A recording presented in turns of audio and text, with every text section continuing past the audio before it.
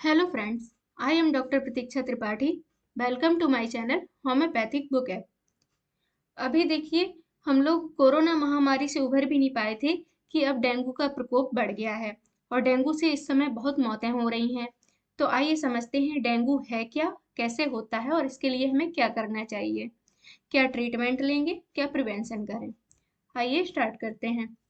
Dengue is a viral disease. कैसी disease है ये? वायरल डिसीज है।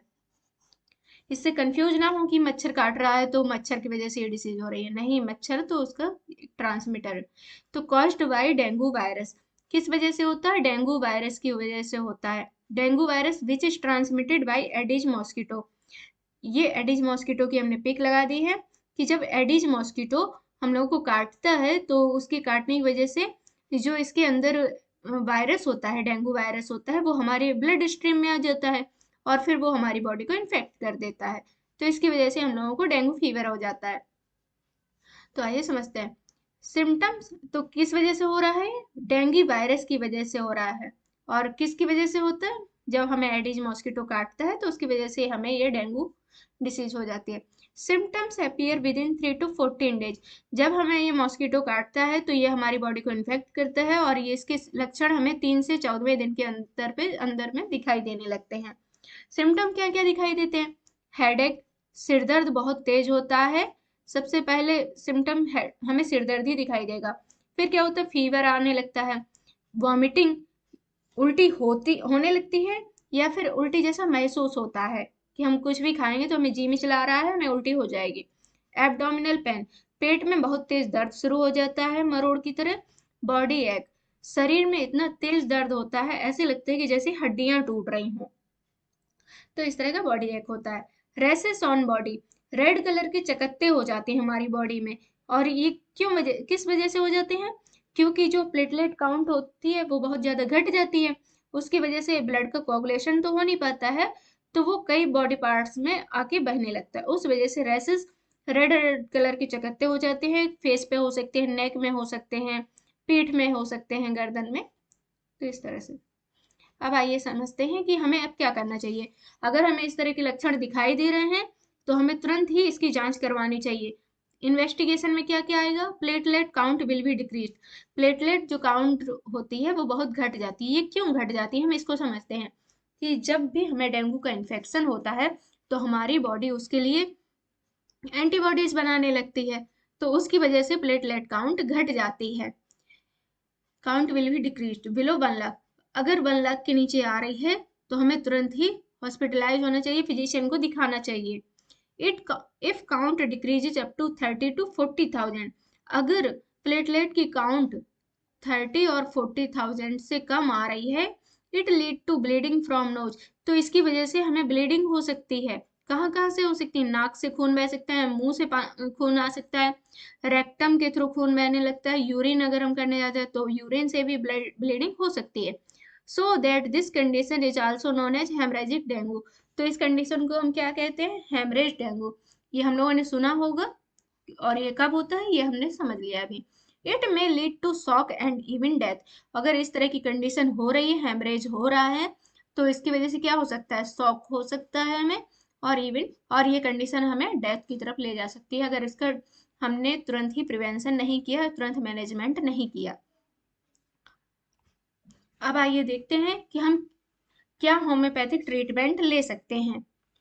सबसे पहली इंपॉर्टेंट मेडिसिन है यूपेटोरियम पर। ये बहुत ही इंपॉर्टेंट मेडिसिन है फीवर की कंडीशन में। अगर हमें फीवर आ रहा है, बॉडी एक हो रहा है, जॉइंट पेन हो रहा है, फीवर है, हाथ पैरों में दर्द हो रहा है, जॉइंट सारे जोड़ों में दर्द हो रहा है, ऐसे लगता है कि हड्डियां टूट रही हों, तो इस तरह में हमें कंडीशन में लेना है यूपेटोरियम पर। कितना लेंगे? 30 पोटेंसी में लेंगे, 2 drops for adult. TDS, TDS का मतलब होता है ट्राइसेड, कि 3 बार लेंगे इसको। लेकिन अगर फीवर बहुत तेज आ रहा है, ज्यादा आ रहा है, तो फिर हम उसमें इसको बढ़ा भी सकते हैं। 3 से 4 बार इसको 2 बूंद देंगे एडल्ट के लिए। अगर बच्चा है तो 1 बूंद देंगे। जेलसीमियम, जेलसीयम कब लेते हैं? फीवर हो रहा हो, वीकनेस हो, टायर्डनेस हो, कि पेशेंट को फीवर तो आ ही रहा है, उसके साथ में उसको बहुत ज्यादा कमजोरी लग रही है, थकावट लग रही है, तो इस कंडीशन में हम देंगे जैल्सीमियम। जैल्सीमियम कितनी पोटेंसी में देंगे? 30 पोटेंसी में देंगे। 2 drops 3 to 4 times a day। कि अगर पेशेंट को कमजोरी लग रही है, थकावट हो रही है, फीवर आ ही रहा था, तो इस कंडीशन में हम देंगे इसकी 2 बूंद।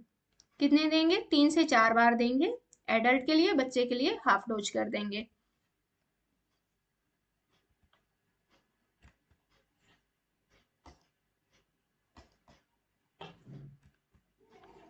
अब देखते हैं रस्टॉक्स। रस्टॉक्स कब देंगे?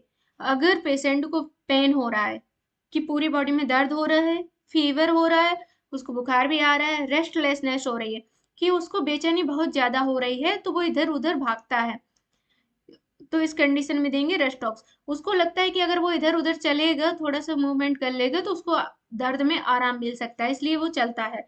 तो अगर इस तरह की कंडीशन बन रही है, तो हम देंगे रस्टॉक्स। रस्टॉक्स 30 पोटेंसी में देंगे, थ्राइस ए डे देंगे। और कितना देंगे? 5 days तक देंगे, कि जब तक कि उसको इन सिम्टम में, बेचैनी के सिम्टम में, पेन में आराम नहीं मिल जाता, तब तक हम रेस्टॉक्स 30 को दिन में 3 बार देंगे, 2-2 बूंद देंगे। और आप ये याद रखिएगा कि यूपेटोरियम पर तो चलाना ही है, उसके साथ में अगर ये लक्षण मिल रहे हैं तब ये मेडिसिन बताई जा रही हैं। अब है ब्रायोनिया अल्वा। ब्रायोनिया अल्वा कब देंगे?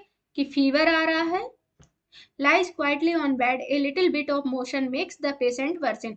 हाँ, पेशेंट चुपचाप बिस्तर में लेटा रहता है, वो सोचता है कि वो अगर थोड़ा सा भी मूवमेंट करेगा या करवट भी लेता है, तो उसके ये सिम्टम बढ़ सकते हैं, उसको और ज्यादा तकलीफ हो सकती है, इसलिए वो चुपचाप लेटा रहता है। तो इस कंडीशन में हम देंगे ब्रायोनी अल्वा 30 पोटेंसी में टीडीएस। अगर बेचैनी हो रही है, वो इधर उधर भाग रहा है, चल रहा है, तब देंगे रेस्टॉक्स। अगर रेस्टलेसनेस हो रही है, अगर वो चुपचाप लेटा है, तो देंगे ब्रायोनिया अल्बा। इस सिम्टम को आप याद रखिएगा, डिफरेंस क्या क्या आ रहा है। ठीक है। अब देखते हैं बेलाडोना। बेलाडोना कब देंगे? फीवर है, हेडेक है, कि उसको फीवर तो है, साथ में सिर दर्द बहुत तेज हो रहा है, तो इस कंडीशन में हम देंगे belladonna 30 potency, 2 drops 3 to 4 times a day. 2 बूंद दिन में 3 से 4 बार देंगे, जब तक कि उसको आराम ना मिल जाए। एम्ब्ल्यूरेट मतलब आराम नहीं मिल जा रहा, तो जब तक उसके सिर दर्द में आराम नहीं मिल जा रहा है, तब तक हम बेलाडोना 30 को साथ में चलाएंगे। और यूपेटोरियम तो चलना ही है। और ipecac, if vomiting with fever, यदि पेशेंट को फीवर तो था ही, उसके साथ में उल्टी भी होने लगी है, या जी मिचला रहा है, उसको उल्टी जैसे सिम्टम लग रहे हो कि उल्टी हो जाएगी, तब इस कंडीशन में हम एपीकॉक 30 भी देंगे, 4 times a day till vomiting is persisting. तब तक देंगे जब तक कि उसकी उल्टी बंद ना हो जाए। कब तक है? जब तक उल्टी बंद ना हो जाए, तब तक हम एपीकॉक चलाएंगे, या फिर उल्टी वाले सिम्टम चले जाएं। 2 drops for adult, 1 drop for children. अब देखते हैं हेमरेजिक डेंगू। हेमरेजिक डेंगू क्या है, इसको हम पहले समझ चुके हैं, कि अगर प्लेटलेट काउंट बहुत घट गई है, तो उस कंडीशन में ब्लीडिंग होने लगती है, नोज से, माउथ से, यूरिन से, रेक्टम से, तब उस कंडीशन को कहते हैं हेमरेजिक डेंगू। और इस कंडीशन में हम देंगे चाइना 30 टीडीएस, 2-2 बूंद दिन में 3 बार देंगे।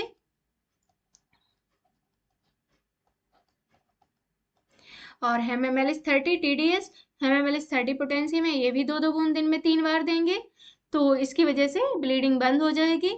और लेकेसिस 200 बीडी, इसको सुबह शाम देना है। ठीक है। और यूपेटोरियम पर ये तो चलना ही, इसे चाहे जो भी कंडीशन हो, यूपेटोरियम पर तो हमें देना ही है। तो यूपेटोरियम पर 30 पोटेंसी में दिन में 3 बार देंगे, 3 से 4 बार भी दे सकते हैं, it depends on fever condition, कि किस तरह का फीवर है। अब इसमें हम और क्या क्या दे सकते हैं कि पेशेंट को बहुत जल्दी आराम मिले, अच्छा रिजल्ट मिले, तो उस कंडीशन में हम दे सकते हैं करिका पपाया मदर टिंचर। करिका पपाया मतलब पपीते की पत्ती के लिए आपने सुना होगा, इसको जनरली सभी लोग अब जानने लगे हैं कि डेंगू की कंडीशन, डेंगू है तो हमें पपीते की पत्ती का जूस पीना है। तो वैसे तो पपीता की पत्ती का ये जो करिका पपाया मदर टिंचर है, इसको लेना है। कितना लेना है वो मैं अभी आपको बता रही हूँ। अगर ये नहीं मिल पा रहा है, तब उसके कंडीशन में है कि आपको पपीता की पत्ती की जूस निकाल लेना है, और 2-2 चम्मच सुबह शाम लेना है। टीनोस्पोरम मदर टिंचर, ये हमारे लिवर पे बहुत अच्छा वर्क करती है, फीवर की कंडीशन को तो ठीक करती है, हमारे लिवर को भी स्ट्रांग बनाती है, तो इसको भी लेंगे। ऑसिमम मदर टिंचर, ऑसिमम किसको कहते हैं? तुलसी को कहते हैं। तो वैसे तो इसका मदर टिंचर लेना है, अगर मदर टिंचर नहीं मिल पा रहा है, नहीं अवेलेबल है, तो इसको हम तुलसी के जूस को सुबह शाम एटलीस्ट 5 ड्रॉप, ठीक है। और यूपेटोरियम मदर टिंचर, तो इसको भी लेना है। ये तो मैंने अगर कंडीशन नहीं मिल पा रही है मदर टिंचर तब के लिए बताया है, देसी दवा। लेकिन अगर ये हमें चारों मदर टिंचर मिल जा रहे हैं तो हमें सभी की 20-20 ml मदर टिंचर ले लेना है चारों के। तो कितना हो जाएगा हमारे पास? 80 ml हो जाएगा। तो हम जहाँ से ये दवाइयाँ परचेज करेंगे वहां से एक 100 ml की खाली प्लास्टिक की बॉटल ले लेंगे और उसमें इन चारों दवाइयों के 20-20 ml घोल देंगे, तो 80 ml हो जाएगा। फिर उसको थोड़ा सा हिला लेंगे जिससे अच्छे से वो दवा मिक्सअप हो जाए, और फिर उस हमारे पास 80 ml जो मदर टिंचर रेडी हो गया है, तो उसको हम कैसे देंगे? हर 3 घंटे पे देंगे उस मदर टिंचर को। दवाइयाँ तो चलाना ही है, उसके साथ में हम ये 20-20 बूंद देंगे। कितना देंगे? 20 बूंद। कैसे दे सकते हैं? 1/4 कप गुनगुना पानी लेंगे और उसमें, या 1 कप मान लीजिए, एटलीस्ट 10 ml तो होना ही चाहिए वाटर। 10 ml वाटर में और ये 20 बूंद इसकी मदर टिंचर की डाल देंगे। और इस तरह से उसको 3-3 घंटे के अंतर पे देना है। अगर फीवर बहुत तेज है तो हम 2 घंटे पे भी इसको दे सकते हैं, और फिर जैसे जैसे हमें आराम मिलता जाता है हम इस दवा की मात्रा को कम करते जाएंगे, कि जैसे हम अभी स्टार्टिंग में उसको 2 घंटे पे दिया, तो फिर आराम मिल गया है तो फिर 4 घंटे पे दे दिए, ये दिन में 3 बार 2 बार, इस तरह करके हम धीरे धीरे उसको दवा को बंद कर देंगे जिस तरह आराम मिलता जाएगा। I hope this video will be helpful for you.